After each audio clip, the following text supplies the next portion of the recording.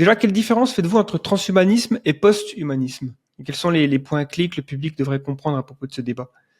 Le transhumanisme, c'est nous augmenter pour rester dans la course en étant interfacé avec l'IA sans être vassalisé.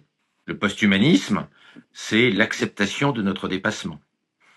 C'est en réalité pour moi le cauchemar pour l'humanité. Le choix entre transhumanisme et post-humanisme, il se fait maintenant.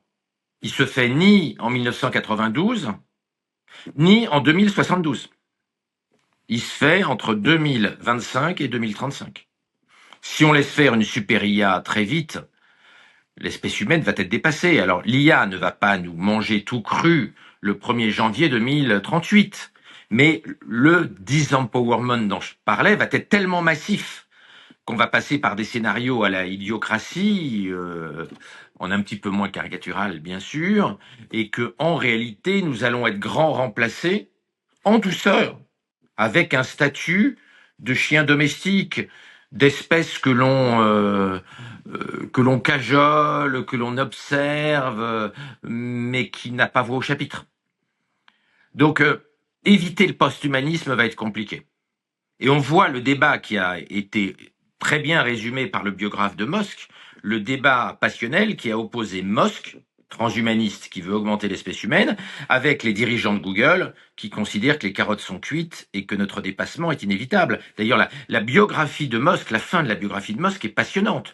On voit à quel point Sergey Brin et Larry Page, les cofondateurs de Google, sont post-humanistes et considèrent qu'il faut qu'on accepte notre dépassement.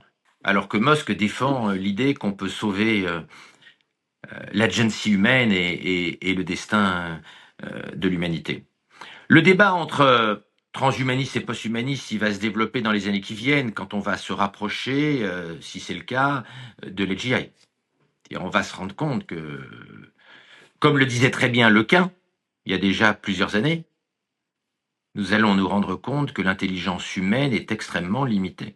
Le jour où on se rend compte de ça, le débat entre transhumanisme et posthumanisme va s'ouvrir, sous des formes politiques que je suis incapable de définir aujourd'hui.